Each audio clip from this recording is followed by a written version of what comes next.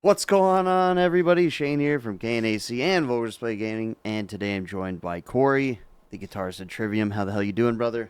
Doing good, man. Thanks for having me.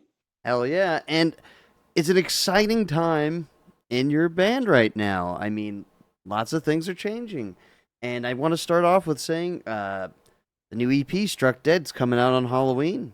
You guys have this whole throwback era. You're going back to Ascendancy. How has all that been? Exploring that early stuff again. It was fun. We had all of last year off, so we were just staying sharp, rehearsing the record over the a couple times a week over the year, and we had been you know people have seen if they follow us, we've been documenting this studio build at our hangar. So basically, the EP was the I guess Test the run? result of we were like, oh, we're building the studio and it's going to be done by the end of the year. Um, so we should probably have some something to record to give it a test run. And kind of the whole idea was doing the Ascendancy anniversary thing all year was to drop some new music while we were doing that, since it's been you know, by the time we were going to do the Ascendancy tour, it was going to be about, I think, 4 years since we released new music. So it was kind of the time was coming that we needed to, give fans something new to listen to. So that was like the thing was like, hey, we'll, write some tunes for fun and give the studio a test run, and then have something to drop next year during the anniversary stuff, and then. It wasn't supposed to be an EP, and then plans changed, and we kind of had to, I guess, kind of regroup and kind of figure out what to do quickly. And then the EP idea kind of popped up since we had three songs in our back pocket. It was like we could release, the idea was to release like a song at a time, over the course of however long it was. Um, and then it was like, hey, we've never done an EP. Might be a cool little project to sink our teeth into. And so, yeah, here we are. And we got the EP coming out in a couple weeks, and three cool songs. So, sure fans will be excited to have some, couple new tunes to hold them over till we can knock out a new album. Like you were talking about that new hangar studio that you got going on, has having that own space, like your own studio that you could do whatever you want in, did that influence any of these songs as well? Well, we wrote the stuff. Well, these songs are like the first new stuff we wrote, like actually in our hangar, like rehearsal jam spot. So that was exciting because it's just like a really cool spot to be and play. And I guess in hindsight, like it is I guess helps creatively being in like a cool place and your our own spot. Um, the studio part was it was cool because it was like it was wild because like we basically like literally were like started tracking the songs like at the very end of construction. We were just putting in all like the gear, cabling everything. So it was a pretty just kind of throw and go type situation. Luckily, everything like once we hooked everything up, everything was there wasn't no like crazy troubleshooting issues where we had to figure something out. But yeah, now it's like we were kind of like short on time to get it done. But it worked out great. Luckily, everything was sounding great, working, and now that we've had it done for a while, we've been back in working on stuff, and we've now it's like we can kind of do all the experimenting and kind of use the benefit of having our own spot to really you know take our time with things. So it's kind of a uh, expanding process with just kind of what we can do with the place and kind of see what we can pull out of our creative asses, I guess, in a sense. Hell, I mean, it's probably nice to have a place that you guys designed and you're more comfortable in to begin with. you know. Yeah, there's no real, we the last two albums we recorded at Full Sail, the college here. Um, so there's not really anywhere like really to go to actually go record. So it was like kind of like a necessity. It was like we kind of had to make our own place to do what we wanted to do, and kind of have all the accommodations that we want when we're recording. So yeah, it's just kind of like the world we live in nowadays. There's not like these multi-million-dollar recording studios you can go rent out and go, set up shop for a month and record a record anymore. So, or unless you want to go, away from home for like 6 weeks or something like that. So we Yeah. were just like, well, it's kind of the way the world is now, and it's going to be beneficial, and in the long run, to have our own spot that we can do anything we need to do. So it was a great idea, and we're loving it. It's just like being in there is just a whole lot of fun, and we have the EP was a little taste. So coming up here in the next couple months when we start up the next album, it's going to be a lot of fun to really you know be in there for an extended amount of time and really kind of put the full potential of the studio to work. Yeah, I know. I listen to Matt on Sirius when he does the show, and like, man, he's been talking about it for so long. And then I saw that Knotfest tour video of the studio, and it turned out great. So I'm glad you guys finally got a space, that you could like, hey, this is our home away from home now. That's down the street from us. Yeah, it's really awesome.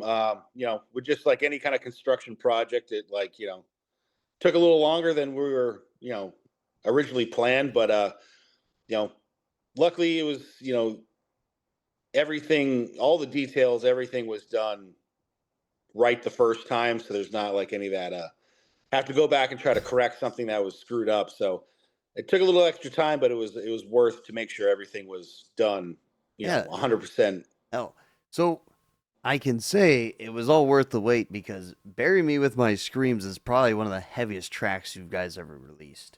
And you debuted it live before you actually released it. How was that debuting it with a song that's nobody ever heard? And what was the reaction people got from it? It seemed like everybody it's been fairly positive, really positive. Yeah, I think the song did come out a couple days before we played it live. Hmm. But yeah, it was fun because we wanted the song out. I think it came out. I can't remember the exact. It was like, I think we played the first show in a while was Bloodstock in the UK. So we Ah, played. I think it was gotcha. a Friday, and I think the song came out like maybe the previous Friday. I can't remember the exact, but it Uh, was like the same week essentially. Because we were like we're because we were kind of going back and forth with the label. Like they were like, oh, we want to kind of postpone it because you know when they want to release the EP and stuff. We're like, well, we're playing it at Bloodstock, so you got to have it out before that. So we kind of forced the hand on that. But it's great. It was like we felt with the EP songs that the stuff was really cool, and we knew the fans would be excited, um, especially since it's been a while since we put out new music. One thing, and then also because felt the song was very energetic, very intense, and very kind of capture that old school ascendancy intensity to it. That we just knew we're like, hey, it's like I think people are going to be excited, to have a kick-ass new tune. So it's been great. Playing it live felt great. We basically played it for we wrote it and rehearsed it for like I think it was like almost like 6 months before we even recorded it. So by the time we like went to play it live for the first time, it felt like an old song to us. It's just been played so much. So it's been great. It's fun to have new music to play again. So we're looking forward to on the next tour having playing another. The title track is definitely something we're looking to add to the set for the headlining tour coming up. I mean, yeah, like you said, it's been a while since we got new music. Like those two albums were within like what, a year and a half, almost 2 years. Because it's before I knew it was like, oh, in the Court of the Dragons. I was like, what? Didn't they just release something? How is that break influenced your playing? Were you getting any, like, listening to other things while you're relaxing and trying to gear up for the studio and everything? Not too much. Kind of the same old kind of way of doing things, but it was nice just to I guess that break. We've never had you know like a like extended amount of time away from touring like that. So it was just nice to just kind of be at home for a while and then have a lot of time off just to kind of do whatever, all the other guys are, parents and shit. So I'm sure the extra time off, they were put to use for the parenting side of things. And, we were just able to just go up, since we weren't planning a record and we were just like, hey, let's just write some songs.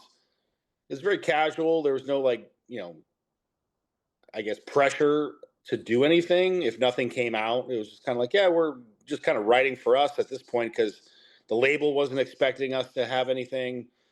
So it was just kind of like that, I guess, your first band days of just writing songs for fun, just to, entertain yourself. And that just snowballed. We were like, hey, let's write a song. And then it turned into two, then it turned into three. And so we're happy with the outcome of it. And I think fans will be too. And, we were just having fun with it. And there was no, you know, I guess like when you're thinking of making a record, you kind of come up with like concepts of like how you want the record to be from start to finish and all this other shit. And we were just kind of writing like song by song basis of just kind of like whatever happens, happens. And there's no like big grand plan for anything. It was just kind of just write some songs. And, it was a cool little experiment with just kind of doing things in a very carefree, relaxed setting. And, glad we did it, and yeah, we're kind of just riding the momentum of right into going, basically kind of going right into this tour, and then going right off the tour, and then straight into the basically into the studio to kind of just keep going and into the next record. Uh, Hey, we're all looking forward to it. And I do have to say, I know a few years back, you and Matt switched back to using real tube amps. Are you still taking that approach, or you're like, nope, we're back to digital? No, yeah, we've been using our uh, our old school big ass amp rigs that feels like whenever we like show up at especially like a festival when like there's a ton of bands and stuff, and like we come rolling on stage and we got all these cabs and these big amp rigs and stuff, and we kind of look very old school compared to everyone else's like little compact rigs. But we love it. We love just kind of, that's what we grew up on, so it's kind of hard to get away from. But we do enjoy digital stuff. I'm adding like an Axe FX to my touring rig for basically replacing all my like effects and routing and all that stuff. So kind of combining like the old school. And the new school together. Yeah, You yeah. going? So it's cool Yeah. because like the digital stuff and the new stuff definitely has a lot of awesome benefits that you can utilize to um, maximize like your flexibility with your sound and everything like that. So I'm this will be my first tour with that because I'm basically you know using that. It can I think it was like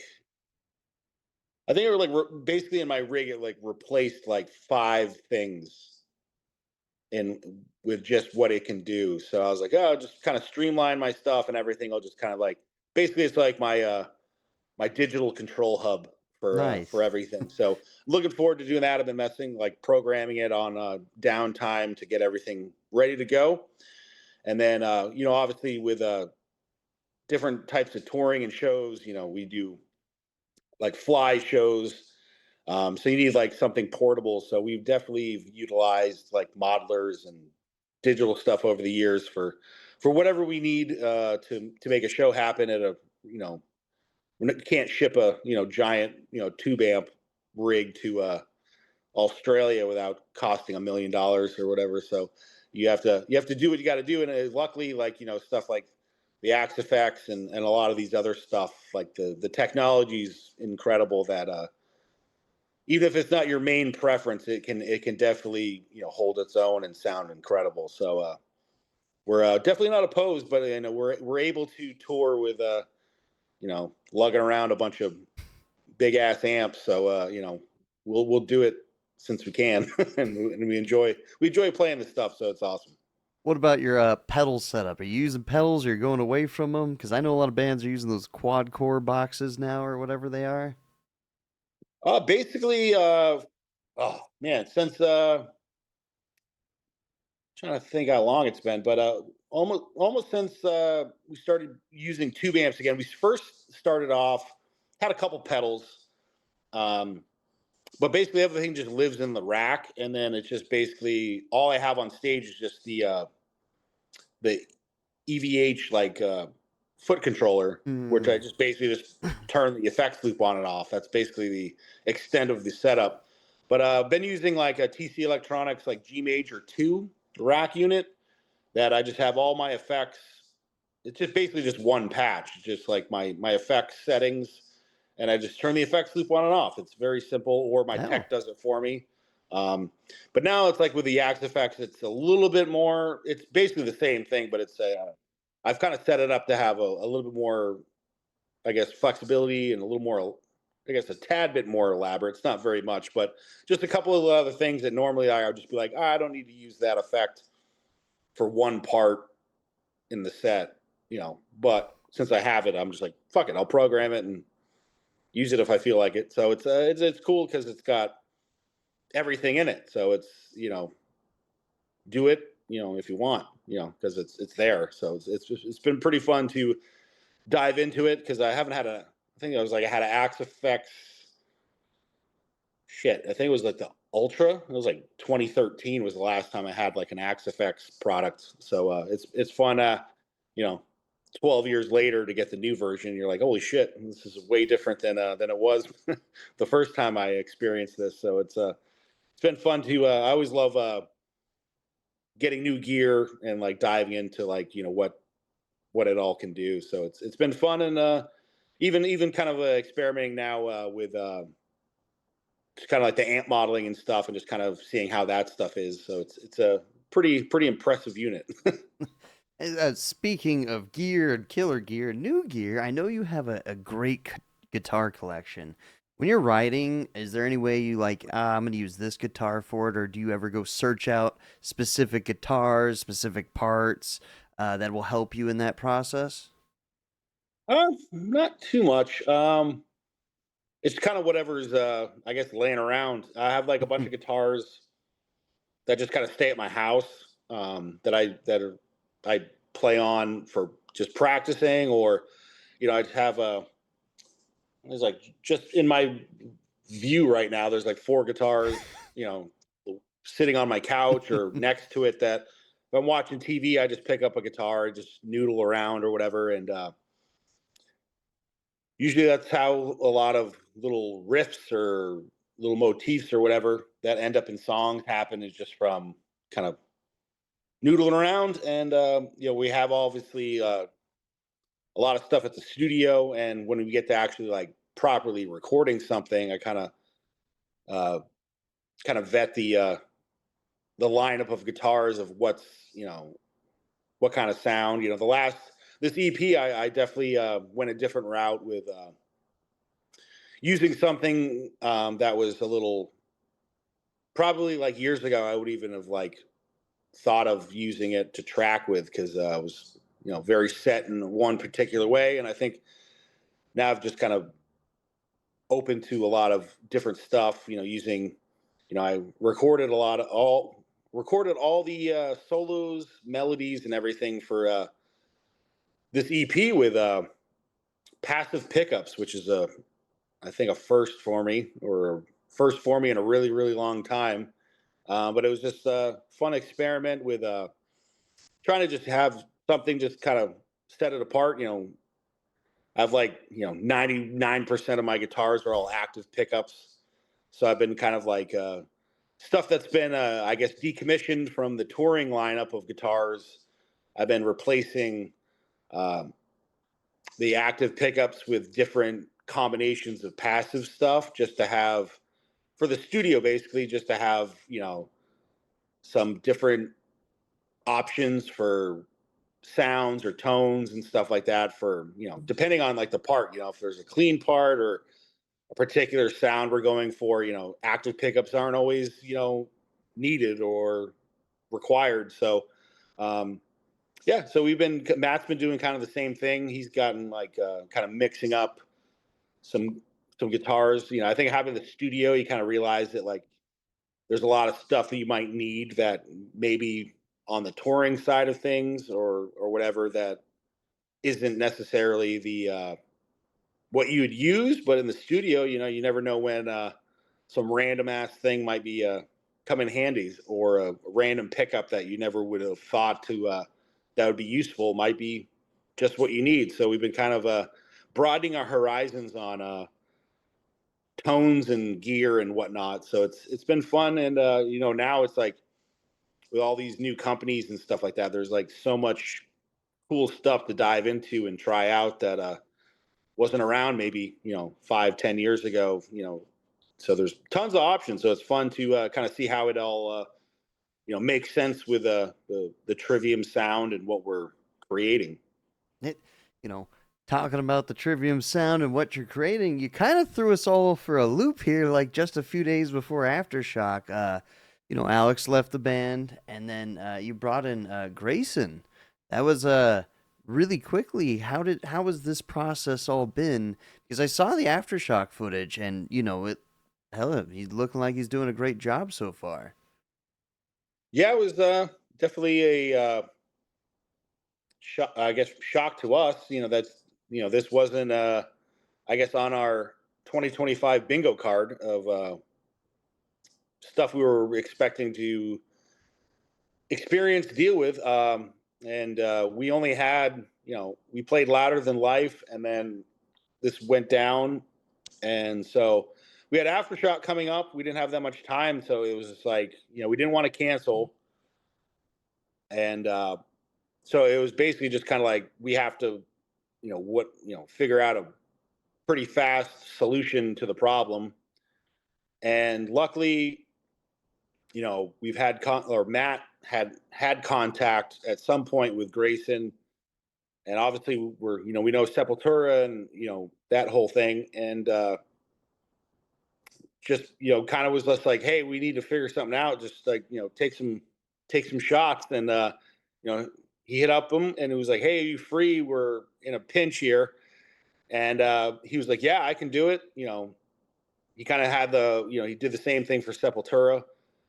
A little bit more time for that, Yeah. luckily, but luckily for us, for Aftershock, it was only like a 40-minute set, so it wasn't like this giant list of songs he had to learn in a short amount of time. But he said he could do it, and we were like, yes, because we definitely didn't want to cancel Aftershock. We never played Aftershock, and yeah, so he was like, yeah, I can do this. So and he was on like a clinic tour at the time up in Canada. So he wasn't even like That far. well, he was busy working himself. So it wasn't like he was just like sitting around like, oh, I can just start learning these songs. So he basically just started listening to the songs. He had like 2 days at home by himself to, get behind a kit and start playing it. Then we Wow. flew him down. We did 2 days of rehearsals and then flew to Aftershock. So it was Ooh. pretty whirlwind couple days. It was like, thankfully, like he signed up pretty quick to commit to doing it, and then it was just kind of like that rehearsals before a big festival um, was pretty it was like a lot going on. So finishing the show was a very big weight off our shoulders, that like we did it and it went well, considering that we had very little time to, he's an amazing drummer, so it definitely helped with getting up to speed pretty quick. But it's like metal in general, and just even our songs, it's not the easiest thing to just kind of like throw and go and pick up. No. So he did a great job, getting the stuff down. And now we have a little bit more time where he can, have the time to, kind of get the rest of the stuff down for the headlining tour where he's not, pressed on time quite as hard. So, but yeah, it was not the most ideal situation, but we made the best of it and made it happen. So, it's all we can, hope for at that Yeah. point. No, it turned out great. Did he make any recommendations? He's like, hey, if I get one, can I choose a song I would like to play on the headlining tour or anything? Yeah. Yeah, we because when we were at Aftershock and stuff like that, we were basically threw it out there because, like, for us three, we we know the songs, and it's Yeah. not like, even if it's something we haven't played in a long time, like, it doesn't take any of us really any time to really kind of get up to speed on relearning something. So just to make it easy, for him, like, we kind of were like, hey, these are kind of like the songs that are kind of like, what we're shooting for, like, kind of like staples or big songs and stuff like that. But we're like, hey, if there's anything that if when you were going through the material or whatever, if there was any song that was standing out as something that he really wanted to play, then just let us know, because we can throw it in there if you want. So we played him some stuff that we were like, hey, we haven't played this song in a long time. We thought this might be kind of cool, and we're kind of also like, since it's a headlining set for, I think it's like 80 minutes or something, the set. It's kind of like we're trying to like think of like songs that would be really good for the set, but also songs that maybe would be for the amount of material someone's got to learn in a short amount of time. We're kind of like, well, maybe this song would be good because it's maybe not like, insane, crazy shit on drums the whole time, that it's maybe easier to pick up. And, some of the bigger, some of the old stuff, it was like, oh yeah, like this song, he like totally crushed and, pretty easy. But yeah, he threw out a couple songs. One song it was actually pretty surprising.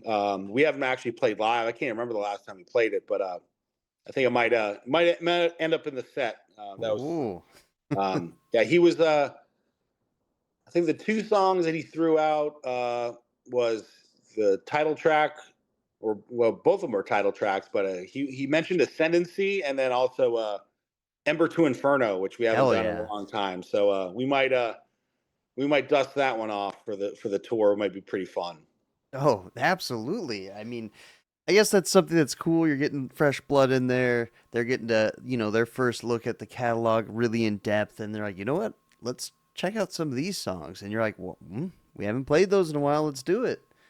Yeah, we got Grayson's, like, luckily with stars aligned for us, with the unexpected situation that Grayson with Sepultura, they're doing their farewell run still. They're not doing anything till I think like May next year or something like that. I can't remember what he told us, but so like luckily they were off, and he was available, and and then once we get done this tour in December, we're off tour till next summer. So luckily he was he signed on to get us through our committed dates for the year, and then we can kind of when the tour ends and the holidays and kind of stuff like that, we can kind of regroup and kind of get ready for the next phase. We've already talked to a bunch of people that are interested in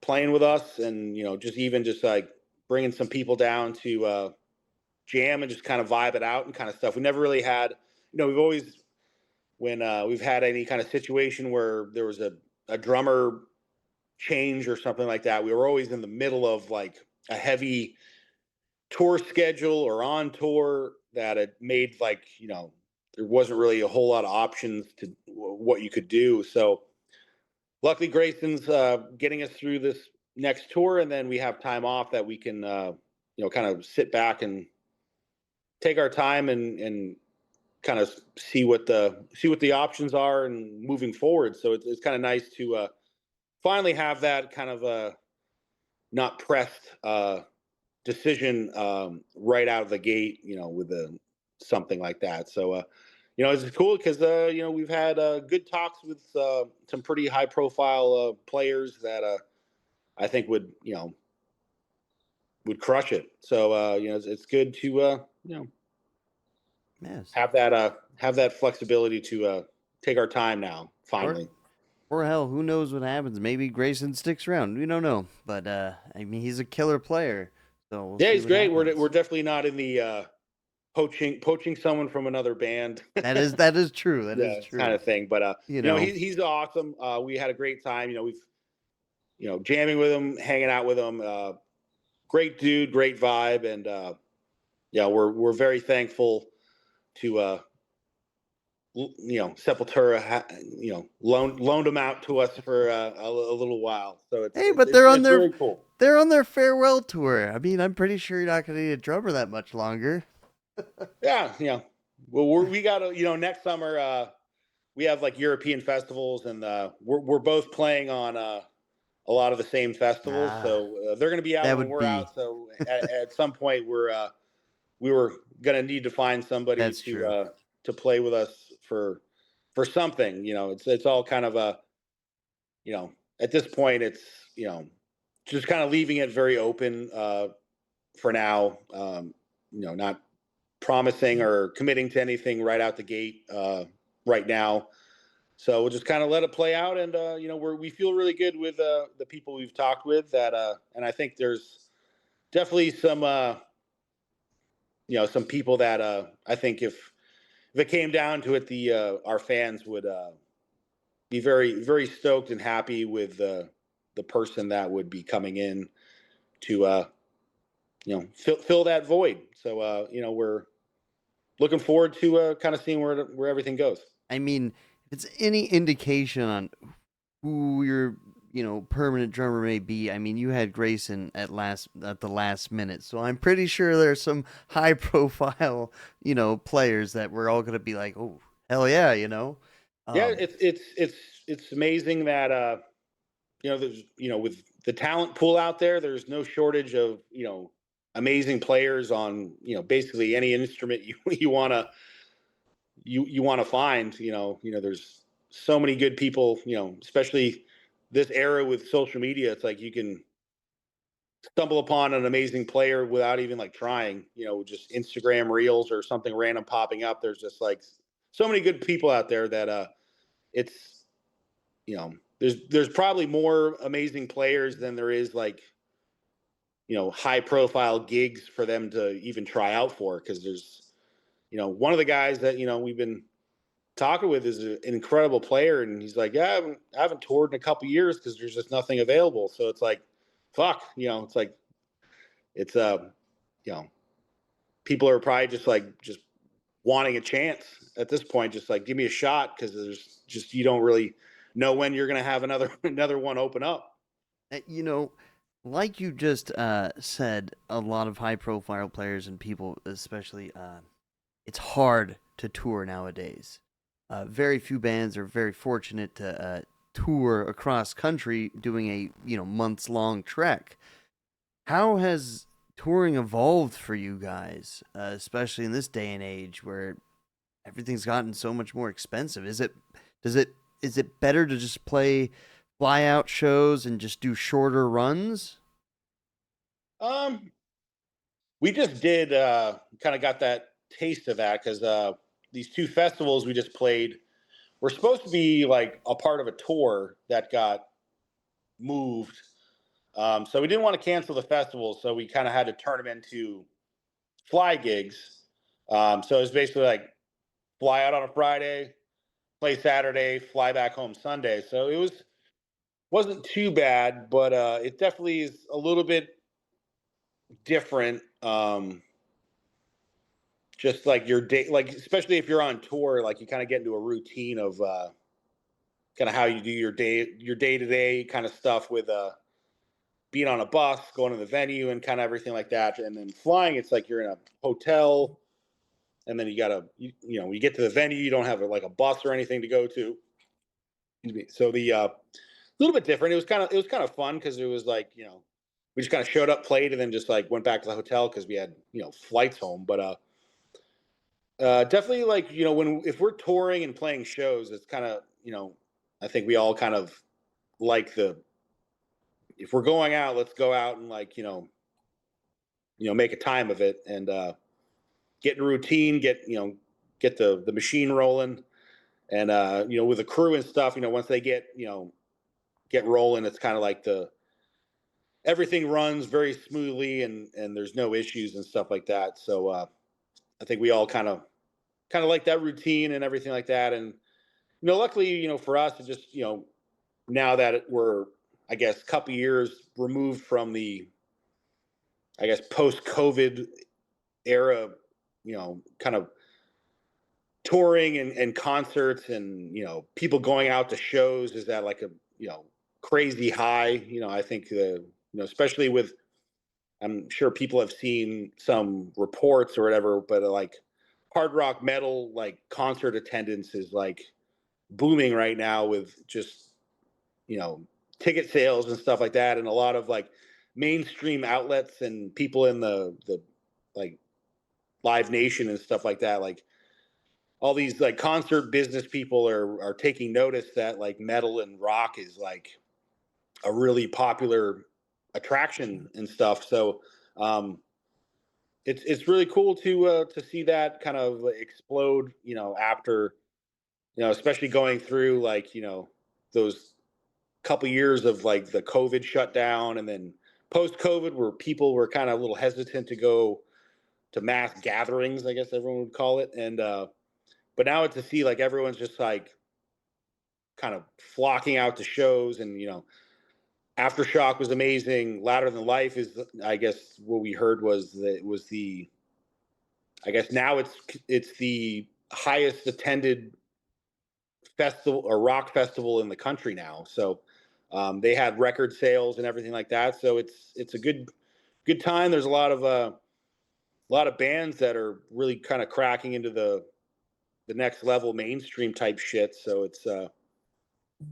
it's definitely there's definitely I guess some pitfalls of touring with expenses and stuff like that, but it definitely doesn't make it impossible to be able to do it and do it and make a living at it. So it's definitely a lot of fun and we definitely enjoy it and looking forward to the next run. I think it's going to be a lot of fun. It's going to be I guess the having Grayson come out with us definitely gives it a different I guess preparation feel. Having to get a new person up to speed for something that we were expected to just kind of roll in and be ready to rock. So it's got to be got to be on our game.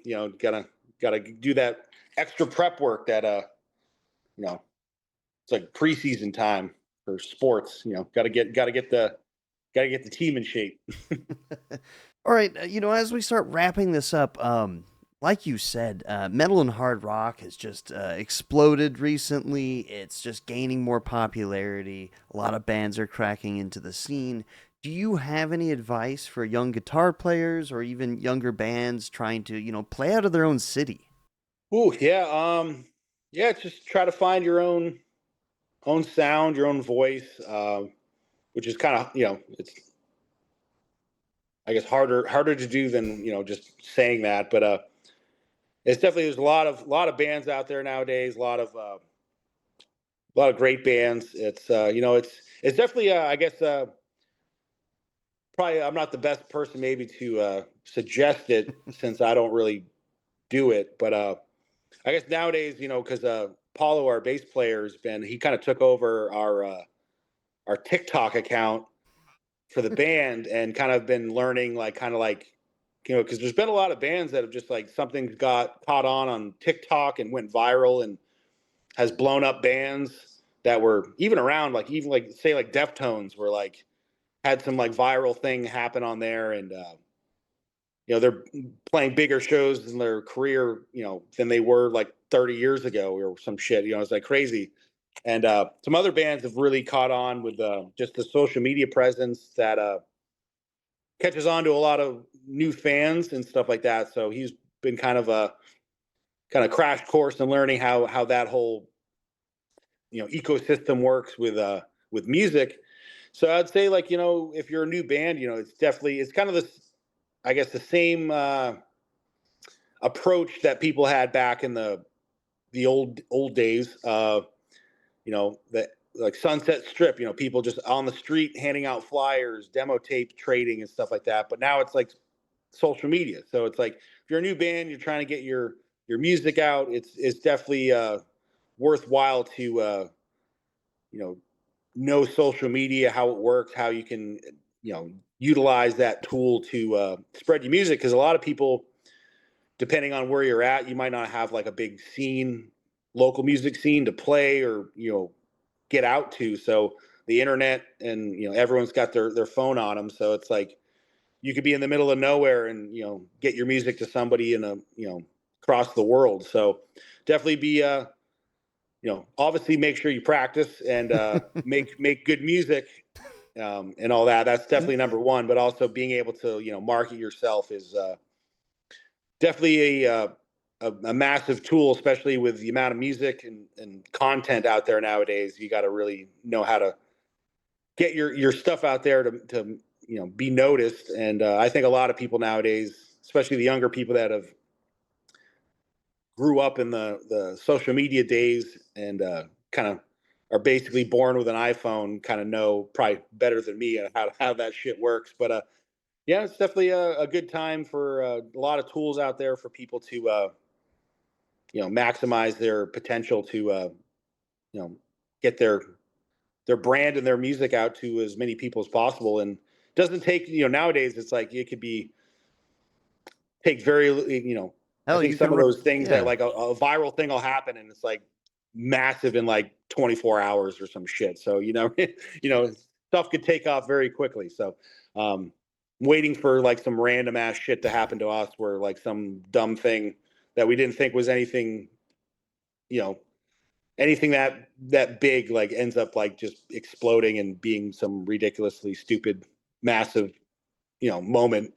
Yeah, But you got to get Paolo on those TikTok dances. There you go.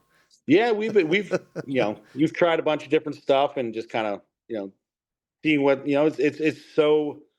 I don't have TikToks. I don't like see like the day to day of it, but yes, it's just some of the shit. It's just the most random thing happens at the randomest moment that becomes everyone sees it and you're just like, wow, who would have thought that was going to be like the hit of the day, kind of thing.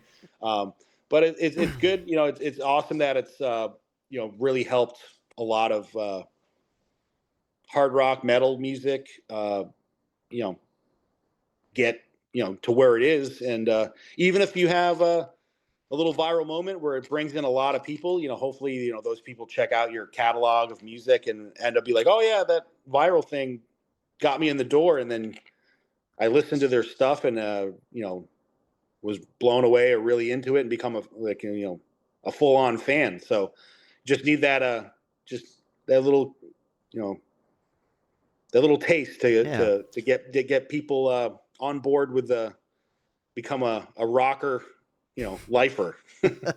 All it takes is that one moment, one riff that'll get people hooked. Oh hell yeah. Yeah.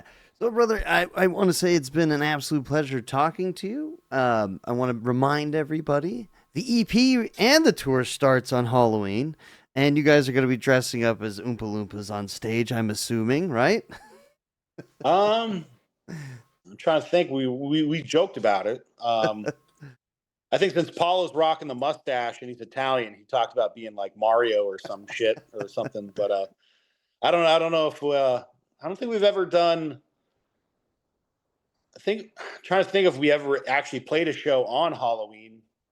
I think we have, long time ago, and I don't think we've ever actually like dressed up like on stage for like a gig. There you go. There's your viral moment right there. So I have to think of something like just I don't even know what I would even.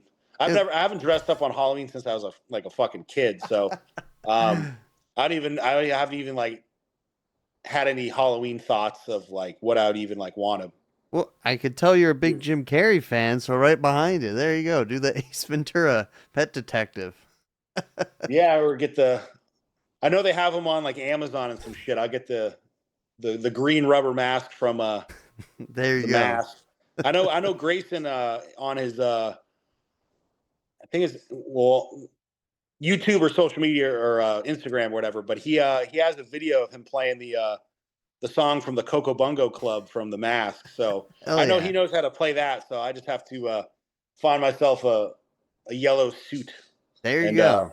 learn some dance moves. But yeah, but yeah, it'd be fun. Yeah, I think show on Halloween will definitely be a good kickoff for the tour.